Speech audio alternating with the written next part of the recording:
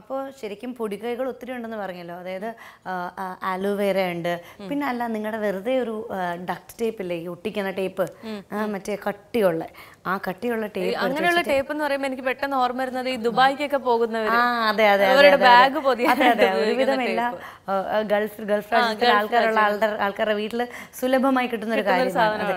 അതെടുത്ത് ആ അരുമ്പാറയുടെ പുറത്ത് ഒട്ടിച്ചങ്ങ് വെക്കുക കുറച്ച് ദിവസം, ഒരു 3-4 ദിവസം ഒട്ടിച്ച് വെച്ചിട്ട് പിന്നെ എടുത്ത് കുറച്ച് എന്താണ് നല്ല സോപ്പിട്ട് വാഷ് ചെയ്ത് കഴിയുക. പിന്നെ ഉടനെ തന്നെ കുറച്ച് പോവില്ല. ഇങ്ങനെ ഈ അരുമ്പാറേനെ നമ്മൾ ശരിക്കും മുരടിപ്പിച്ച് കളയുകയാണ്, ഷണ്ട് ചെയ്യണം അതിനെ, അതിൻ്റെ ഗ്രോത്തിനെ. എന്നിട്ട് അങ്ങനെ അതുപോലെ വീട്ടിൽ ചെയ്യുന്ന പൊടിക്കൈകൾക്കെല്ലാം എല്ലാ കാര്യങ്ങളും അതെ ഇത്ര പെട്ടെന്ന് ഒറ്റ ദിവസം കൊണ്ട് ഒരു കാരണം നിങ്ങൾ കെമിക്കൽസ് യൂസ് ചെയ്യുന്നില്ല, നിങ്ങൾ അതിനെ പിഴുതെടുക്കുന്നില്ല. അപ്പൊ നിങ്ങൾക്ക് അതിൻ്റെതായ ഒരു ക്ഷമ വേണം കേട്ടോ, ക്ഷമ വേണം. നമ്മൾ അതിനെ പതുക്കെ പതുക്കെ കൊല്ലുന്നു. അതെ അതെ അതെ അതെ. പിന്നെ അലോവേറ കറ്റാർ വാഴയുടെ ജെല്ല്, അതിന്റെ ജെല്ലായിട്ട് തന്നെ വെച്ചിട്ട് അതിൽ പഞ്ഞി മുക്കി അതിൽ വെച്ചുകൊണ്ടിരിക്കുക. എന്നിട്ട് അതിനെ ഒട്ടിച്ചു വെക്കുക. ഒരു 3 ദിവസം. അതെ അതെ. എന്നിട്ട് അതിന്റെ പുറത്തോട് പിന്നെയും കറ്റാർവാഴ ഒഴിച്ചുകൊണ്ടിരിക്കണം. ഒഴിച്ചുകൊണ്ടിരുന്ന് ഇന്ന് കുറച്ച് നാൾ കഴിയുമ്പോഴേക്കും ഇത് റിപ്പീറ്റ് ചെയ്തുകൊണ്ടിരിക്കണം കേട്ടോ. ഈ സാധനത്തിന് ഒരു ദിവസം തന്നെ പലതവണ ചെയ്യുക. അതെ അതെ, ഞെക്കി വെക്കുക. അതിന്റെ ഒപ്പം തന്നെ ഈ കറ്റാർവാഴ കൊടുക്കുക അല്ലേ. അതെ അതെ. ഇത് പഴത്തൊലി ഇങ്ങനത്തെ കുറെ അധികം അരുമ്പാറ എന്ന് പറയുന്നത് അങ്ങനെ വലിയ പ്രശ്നമായിട്ടോ അല്ലെങ്കിൽ അത് ഇനി ഞാൻ എന്ത് ചെയ്യുമെന്ന് ഓർത്തിട്ടുള്ള വലിയ വിഷമങ്ങളോ ഒന്നും പ്രത്യേകിച്ച് ആവശ്യമില്ല. നമ്മൾ അതിനെ ഒന്ന് കുറച്ചൊന്ന് മൈൻഡ് ചെയ്യാതിരുന്നാൽ മതി. എങ്കിൽ പോലും ഉണ്ടായാൽ നമുക്കൊരു ഇറിറ്റേഷൻ ആണ്.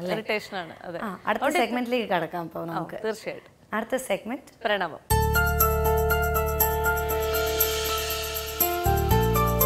നമസ്കാരം. ജ്യോതിഷത്തിന്റെ കാണാപ്പുറങ്ങൾ തേടുന്ന പ്രണവത്തിലേക്ക് എല്ലാ പ്രിയപ്പെട്ട പ്രേക്ഷകർക്കും സ്വാഗതം. ജ്യോതിഷ സംബന്ധമായ സംശയങ്ങൾക്ക് മറുപടി നൽകുന്നത് പ്രശസ്ത ജ്യോതിഷാചാര്യനായ ശ്രീ സുഭാഷ് തന്ത്രികളാണ്. നമുക്ക് സ്വാഗതം ചെയ്യാം. സ്വാഗതം സർ. സർ, ഇന്ന് നമ്മൾ സംസാരിക്കുന്നത്, നമ്മൾ എപ്പോഴും പറഞ്ഞു കേൾക്കാം, ഉയർന്ന കുലജാതനാണ്, താഴ്ന്ന കുലജാതനാണ്, സവർണനാണ്, അവർണനാണ്, അങ്ങനെയൊക്കെ. ഒരുപക്ഷെ ഇപ്പോൾ ജാതി ചിന്തകളും ഇത്തരം കാര്യങ്ങളൊക്കെ വീണ്ടും വീണ്ടും ഇങ്ങനെ പ്രാധാന്യം വന്നുകൊണ്ടിരിക്കുന്ന ഒരു കാലവും കൂടിയാണ്.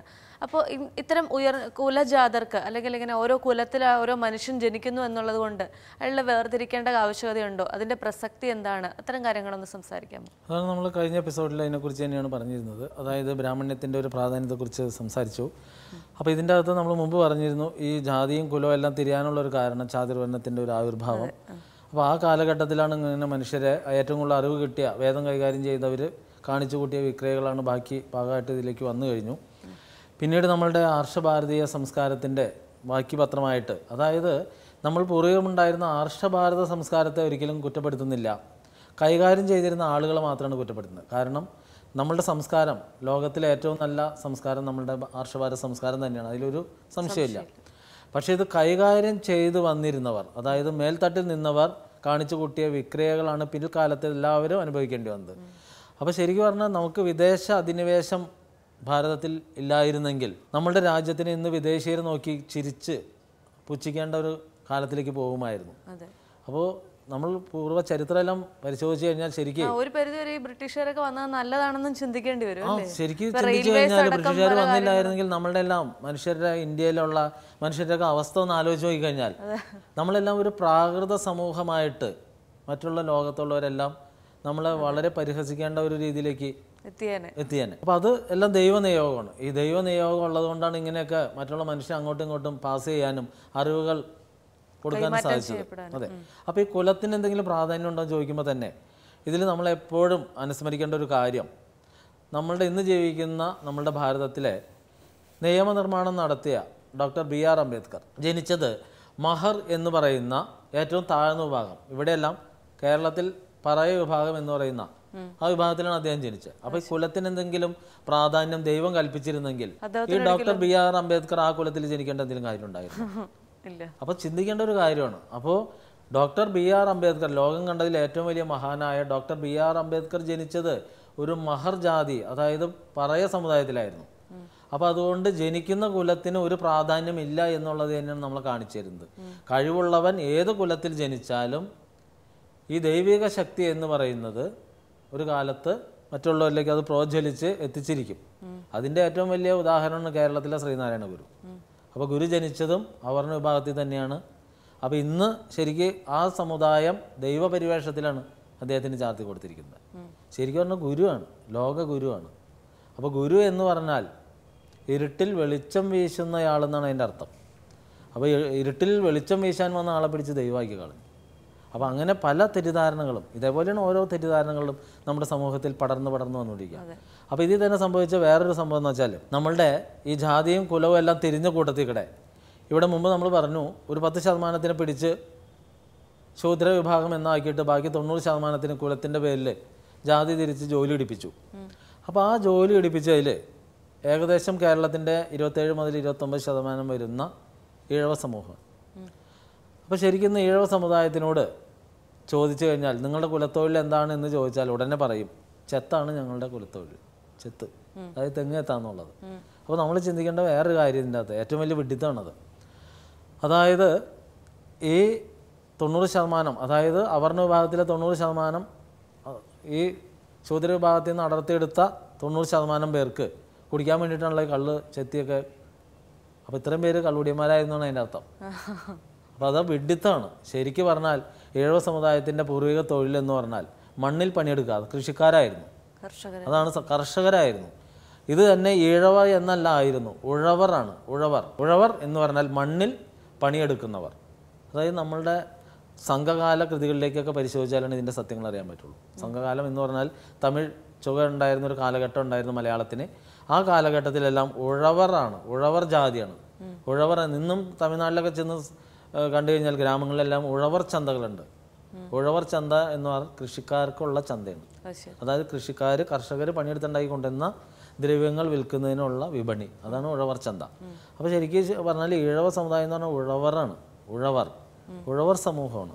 അപ്പോൾ അതാണ് പിൽക്കാലത്ത് ഈഴവയായിട്ട് മാറിക്കഴിഞ്ഞു. പിന്നീട് ആർക്കൊക്കെയോ പറ്റിയ അബദ്ധങ്ങളുടെ പിന്നിലൂടെയാണ് ഈ ചെത്ത് കുലത്തൊഴിൽ എന്നൊക്കെ പറഞ്ഞു വന്നത്. ചെത്ത് ഒരിക്കലും കുലത്തൊഴിലല്ല, കൃഷിയാണ് ഈഴവരുടെ കുലത്തൊഴിൽ.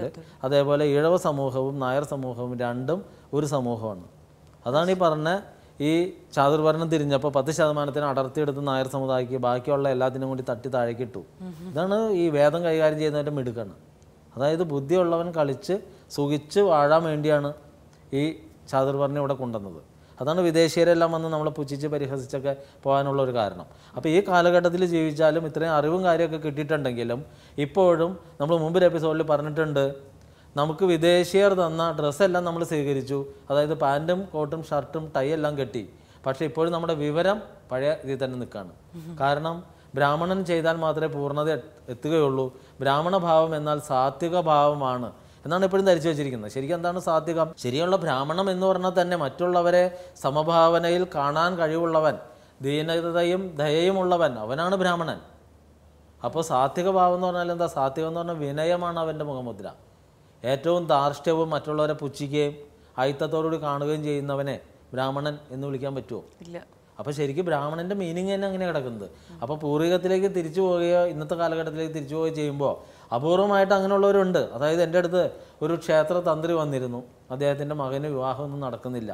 അപ്പോൾ അതിൻ്റെ ഒരു പരിഹാരമായിട്ട് ജന്മബ്രാഹ്മണൻ തന്നെയാണ്. അപ്പോൾ ആൾ വന്നു കഴിഞ്ഞപ്പോൾ അദ്ദേഹം എൻ്റെ അടുത്തൊരു പറഞ്ഞ കാര്യം, അദ്ദേഹത്തിൻ്റെ മകന് 44 വയസ്സുണ്ട്, മനുഷ്യത്വമില്ലാത്ത മനുഷ്യൻ എന്ന് പറഞ്ഞത്. മനുഷ്യത്വം തൊട്ട് തീണ്ടിയില്ലാത്ത മനുഷ്യനാണ് എൻ്റെ മകൻ, ഒരു അച്ഛനാണ് പറഞ്ഞത്, അതും ഒരു ജന്മബ്രാഹ്മണനാണ്.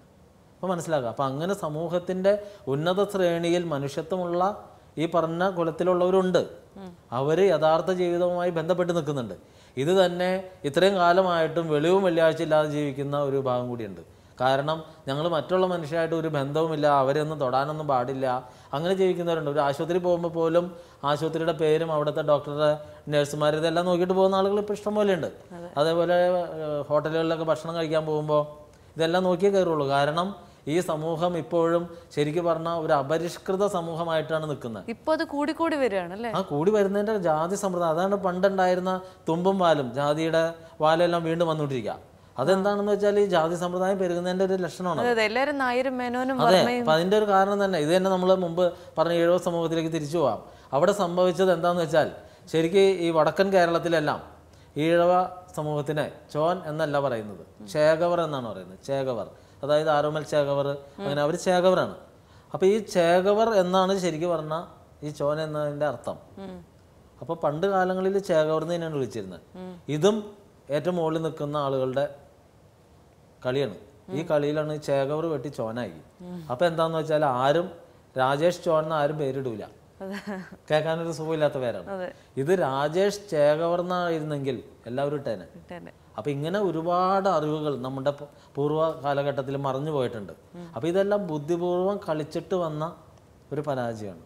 അപ്പം നമ്മൾ സമൂഹത്തെ എപ്പോഴും ഉണർന്നിരിക്കണം. അല്ലാതെ അവർ പറഞ്ഞു, ഇവർ പറഞ്ഞു, വലിയ ക്ഷേത്രത്തിലെ തന്ത്രി പറഞ്ഞു, അല്ലെങ്കിൽ വലിയ ക്ഷേത്രത്തിലെ പൂജാരിയാണ് പറഞ്ഞു, അതുകൊണ്ട് അത് മാത്രമേ സത്യമാവുള്ളൂ, മറ്റുള്ളവർക്കൊന്നും വിവരമൊന്നും ഇല്ല എന്നൊന്നും ധരിക്കണ്ട. നമുക്ക് കഥകൾ, നമ്മളുടെ പുരാണങ്ങളോ ചരിത്രമൊക്കെ പരിശോധിച്ച് കഴിഞ്ഞാൽ വേദവ്യാസൻ മുക്കുവ സമുദായത്തിലാണ് ജനിച്ചത്. അപ്പോൾ വേദവ്യാസനാണ് നമുക്കിവിടെ 18 പുരാണങ്ങളും പിന്നെ മഹാഭാരതവും ഇതെല്ലാം രചിച്ചു തന്നത്. അതേപോലെ രാമായണം രചിച്ചു തന്ന വാൽമീകി കാട്ടാളനായിരുന്നു. അപ്പോൾ ആ കാലഘട്ടത്തിൽ ഈ പറയുന്ന ജാതിക്ക് ഒരു പ്രാധാന്യം ഉണ്ടായിരുന്നില്ല. പിൽക്കാലത്താണ് ഇത് ഭ്രാന്തായിട്ട് വന്നു. അപ്പോൾ ആ ഭ്രാന്ത് കയറിയതുകൊണ്ടാണ്. അപ്പോൾ ഇന്ന് ഏറ്റവും കൂടുതൽ ഭ്രാന്ത് കാണിച്ചുകൊണ്ടിരിക്കുന്നത് താഴ്ന്ന വിഭാഗങ്ങൾ തന്നെയാണ്. അവരെയാണ് അഡിക്റ്റാക്കി വെച്ചിരിക്കുന്നത്. ഞാൻ ഈ മുമ്പ് പറഞ്ഞ പോലെ ഈ ജന്മബ്രാഹ്മണൻ എന്ന് പറയുന്ന ആൾ വന്ന് 2 പൂവിട്ട് കഴിഞ്ഞാൽ എല്ലാം തീരും, അങ്ങേര് വന്ന് ചെയ്താലേ ഇത് ശരിയാവുള്ളൂ. നമ്മളിത് പല എപ്പിസോഡിൽ ഇതിനു മുമ്പ് പറഞ്ഞിട്ടുണ്ട്. അപ്പോൾ എന്താണെന്ന് വെച്ചാൽ എന്തൊക്കെ പറഞ്ഞു കഴിഞ്ഞാലും ആ ഒരു മിഥ്യാബോധം കൊണ്ടാണ് ചിലർ ഉപജീവനം നടത്തുന്നത്. എന്താണെന്ന് വെച്ചാൽ അവർക്ക് മറ്റുള്ള കഠിനമായ അധ്വാനം ചെയ്യാൻ പറ്റില്ല, സൂഹിക്കണ പണി മാത്രമേ അവരെ കൊണ്ട് പറ്റുള്ളൂ. അതായത് ഇന്നിപ്പോൾ നമ്മൾ കൈകാര്യം ചെയ്യുന്ന ജ്യോതിഷം പോലും പണ്ട് ഗണക സമുദായത്തിൻ്റെ ആയിരുന്നു, കണിയാന്മാരുടെ പണിയായിരുന്നു. കണിയാൻ എന്ന് പറയാം, അവരുടെ പണിയായിരുന്നു. ഇന്നിപ്പോൾ എല്ലാ വിഭാഗവും കൈകാര്യം ചെയ്യുന്നുണ്ട്. ഇത് തന്നെ ഏറ്റവും കൂടുതൽ ബ്രാഹ്മണ വിഭാഗം കൈകാര്യം ചെയ്യുന്നു. അതിൻ്റെ കാരണം എന്താ? കാരണം പണ്ടത്തെ ആധിപത്യം എല്ലാം വിട്ട് കളഞ്ഞു. ഇപ്പോൾ ബഹുമാനം കിട്ടുന്ന ഒരു പണിയാണ് അന്വേഷിക്കുന്നത്. അപ്പോൾ ബഹുമാനം കിട്ടുന്ന ഒരു പണി എന്ന് പറയുമ്പോൾ ജ്യോതിഷത്തിനാണ് ഏറ്റവും കൂടുതൽ ബഹുമാനം. അപ്പോൾ ജ്യോതിഷത്തിൻ്റെ പ്രസക്തി കയറി വരികയാണ്. അപ്പോൾ അത് തന്നെ ജനത്തിന് എന്താ പറ്റുമെന്ന് വെച്ചാൽ ഈ പറയുന്ന ബ്രാഹ്മണ വിഭാഗമാണ് ജ്യോതിഷം കൈകാര്യം ചെയ്യുന്നതെങ്കിൽ അവർ പറയുന്നതായിരിക്കും ഏറ്റവും കൂടുതൽ സ്വീകാര്യമാവുക. ഇത് തന്നെ നമ്മുടെ പ്രോഗ്രാമൊക്കെ കടന്നു പോയി തുടങ്ങിയപ്പോൾ എന്ത് സംഭവിച്ചു എന്ന് വെച്ചാൽ മുൻകാലങ്ങളിൽ 3 മാസം ബുക്കിംഗ് ഉണ്ടായിരുന്ന ആചാര്യനൊക്കെ ഇപ്പോൾ 6 മാസം ബുക്കിംഗ് ആയി ആളെ കാണണമെങ്കിൽ. അപ്പോൾ എന്താണെന്ന് വെച്ചാൽ ജ്യോതിഷത്തിന് സ്വീകാര്യത കൂടി. അപ്പോൾ കുല അന്വേഷിച്ചാണ് ജ്യോതിഷൻ്റെ പിന്നാലെ പോകുന്നത്. അവിടെ ചെല്ലുമ്പോൾ എന്താ സംഭവിക്കുക? സോഫ്റ്റ്വെയർ എടുത്ത് നോക്കിയിട്ട് നമുക്ക് എന്താണോ അറിവ് കിട്ടുന്നത്, ഈ അറിവ് മാത്രമേ ഈ ആചാര്യനെ അറിയാനും പാടുള്ളൂ. അല്ലാതെ പൂർവികമായ ഒരാളുടെ ജീവിത പരിഹാരത്തിലേക്ക് വരുന്ന ഒരു അറിവ് അദ്ദേഹത്തിന് കൊടുക്കാൻ സാധിക്കുന്നില്ല എന്നുള്ളത് അവിടെ ചെന്ന് കഴിയുമ്പോഴേ മനസ്സിലാവുള്ളൂ. അപ്പോൾ ഇതെല്ലാം സംഭവിക്കുന്നത് ജനത്തിൻ്റെ, ഇന്നത്തെ നമ്മുടെ സമൂഹം അഭിമുഖീകരിക്കുന്ന ഏറ്റവും വലിയൊരു പ്രശ്നമാണ് ഈ ജാതി സമ്പ്രദായം. ഇതുകൊണ്ട് ഈ കുലം കൊണ്ടൊന്നും യാതൊരു പ്രസക്തി ഇല്ല എന്നുള്ളത് എത്ര വിദ്യാഭ്യാസം ഉള്ളവർ പോലും ഇത് മനസ്സിലാക്കുന്നില്ല. അതായത് നമ്മളുടെ തിരുവനന്തപുരത്ത് തന്നെ സെക്രട്ടേറിയറ്റിൽ ഒരു ഉന്നത സീറ്റിലിരുന്ന ആൾ ഒരു SC/ST വിഭാഗമായിരുന്നു. അദ്ദേഹം റിട്ടയർ ചെയ്തപ്പോൾ അവിടെ ചാണകവെള്ളം തളിച്ച്, അങ്ങനെയൊക്കെ പത്രങ്ങളിലൊക്കെ വാർത്ത വന്നിരുന്നു, ചാണകവെള്ളം തളിച്ച് ശുദ്ധിയാക്കിയിട്ടാണ് മറ്റുള്ളവർ വന്നിരുന്നത്. അപ്പോൾ ഇപ്പോഴൊന്ന് മനസ്സിലാക്കുക, ഇത്രയും വിവരം IAS-കാരനാണ്, IPS-കാരനാണ്, അല്ലെങ്കിൽ BTech പഠിച്ചു, ഡോക്ടർക്ക് പഠിച്ചു എന്നുകൊണ്ട് വല്ല കാര്യമുണ്ടോ? സാമാന്യമായ ഒരു അറിവ് ഇതേവരെ നേടിയിട്ടില്ല. അപ്പോൾ നമ്മളെപ്പോഴും മനസ്സിലാക്കുക, നമ്മളുടെ കുട്ടികളെങ്കിലും നല്ല രീതിയിലുള്ള അറിവ് നേടി വളരുന്നതിന് മാതാപിതാക്കൾ പ്രയത്നിച്ചാൽ വളരെ നന്നായിരിക്കും. പ്രണവത്തിന്റെ സമയപരിധി പൂർണ്ണമാവുകയാണ്. പുതിയൊരു വിഷയവുമായി വീണ്ടും കണ്ടുമുട്ടാം. അതുവരെ നന്ദി, നമസ്കാരം.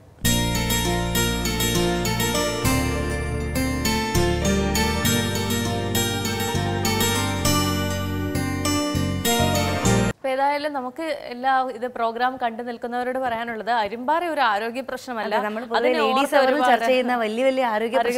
ഒന്നുമല്ല. അതിനെക്കുറിച്ച് ഓർത്ത് വിഷമിക്കുകയോ കരയോ ഒന്നും വേണ്ട. നമ്മുടെ വീട്ടിൽ തന്നെ ചെയ്യാൻ പറ്റുന്ന ഇത്തരത്തിലുള്ള ഒരുപാട് പൊടിക്കൈകളുണ്ട്. നമ്മൾ വെറുതെ ഒന്ന് ഗൂഗിൾ ചെയ്താൽ തന്നെ എന്തോരം കാര്യങ്ങളാണ് നമ്മുടെ മുന്നിലേക്ക് വന്നു പെടുന്നത്. അത് മാത്രമല്ല, ഇനിയിപ്പോ വീട്ടിൽ ചെയ്യാൻ ധൈര്യം ഇല്ലാത്തവര്, എന്നെ പോലെയുള്ള ഒരുപാട് പേടിത്തൊണ്ടികൾ ഉണ്ടാവും. അപ്പൊ അത്തരത്തിലുള്ളവർക്കാണെങ്കിലും ഒരു ഹോസ്പിറ്റലിൽ ചെന്ന് കഴിഞ്ഞു കഴിഞ്ഞാൽ അധികം വേദനയൊന്നും ഇല്ലാതെ വളരെ വേദന റെഗുലർ ആയിട്ട് കിട്ടുന്ന ഒരു കാര്യം തന്നെയാണ് വാർട്ട് എന്നാണ് അതിനെ പറയുന്നത്. അപ്പൊ ഈ വാട്ട്സ് റിമൂവൽ എന്ന് പറഞ്ഞാൽ വലിയ കോസ്റ്റ് ഇൻവോൾവിംഗും അല്ല. അതേസമയം കോസ്മെറ്റിക് ആയതുകൊണ്ട് നിങ്ങൾക്ക് ചിലപ്പോൾ ഇൻഷുറൻസ് കിട്ടില്ല എന്നുള്ളൊരു കുഴപ്പം മാത്രമേ ഉള്ളൂ. അല്ല, എന്ന് പറഞ്ഞാൽ അത് അങ്ങനെ ഒരു വലിയ ചെലവ് എന്നുള്ളത് ഇല്ലല്ലോ. ഇൻഷുറൻസിലേക്കൊക്കെ പോകേണ്ടത്ര ചെലവൊന്നുമില്ല. അതുകൊണ്ട് തന്നെ അരിമ്പാറ എന്നുള്ള ഇന്നത്തെ ഈ ടോപ്പിക് ശരിക്കും നമുക്കൊരു നല്ല നോട്ടിൽ തന്നെ അവസാനിപ്പിക്കാം. നിങ്ങൾ വറി ചെയ്യേണ്ട ആവശ്യം ആവശ്യമില്ല, വന്നാലും പോകുന്ന. പലപ്പോഴും ഇത് വരുന്നത് ഡയറക്റ്റ്, അതായത് ഒരു അരുമ്പാറയുള്ള ഒരാളെ തൊട്ടാൽ അല്ലെങ്കിൽ ഷർട്ടിലെ കോളർ, അതെ അതെ വൈറസ് അറ്റാക്ക് ആണത്. അതുകൊണ്ട് തന്നെ ഇത് ഒരാൾക്കുള്ള അരുമ്പാറ ഉള്ള ഒരു ഷർട്ട് ഇട്ട ഒരാൾ മറ്റൊരു അതേ ഷർട്ട് എടുത്തിട്ടാൽ അയാളുടെ കഴുത്തിലും വരും. മാലകൾ മാറ്റി ഇടുമ്പോൾ ഇങ്ങനെയൊക്കെ ആയിരിക്കും പെണ്ണുങ്ങൾക്ക് പൊതുവെ വരുന്നത്. തൊടുമ്പോൾ ഡയറക്റ്റ് ടച്ച്, ഇങ്ങനെയൊക്കെയാണ് പൊതുവെ അരുമ്പാർ. പിന്നെ ആക്ച്വലി മീറ്റുമായിട്ട് എക്സ്പോഷർ ഉള്ള ആൾക്കാർ, അതായത് നമ്മുടെ ശരീരത്തിൽ എവിടെയെങ്കിലും ഒരു ക്രാക്ക് ഉണ്ട്, മീറ്റിൽ ഈ പാപ്പിലോമ വൈറസ് ഉണ്ടെങ്കിൽ അത് നമ്മുടെ ശരീരത്തിൽ കയറി അത് ഹ്യൂമൻ പാപ്പിലോമ വൈറസ് ആയിട്ട് അത് പറ്റി വരാറുണ്ട്. അങ്ങനെ അത് പാപ്പിലോമ വൈറസ് പുറത്ത് വരുന്നത് ഒരു അരുമ്പാറയായിട്ടായിരിക്കും. അപ്പോൾ ഏതായാലും ഇങ്ങനെ സൂക്ഷിക്കുക. സൂക്ഷിച്ചാലും വന്നാലും വലിയ ബുദ്ധിമുട്ടൊന്നും ഇല്ലാത്തൊരു കാര്യമാണ്. വന്നാലും ബുദ്ധിമുട്ടില്ല, ദുഃഖിക്കണ്ട. അതെ, എന്തായാലും ദുഃഖിക്കണ്ട. അതെ, ദുഃഖിക്കണ്ട. വളരെ സന്തോഷകരമായ എല്ലാവരും ഇരിക്കട്ടെ. ഇന്നത്തെ എപ്പിസോഡ് നമുക്ക് വിടവാങ്ങാം. വീണ്ടും കാണാം വരെ നന്ദി, നമസ്കാരം.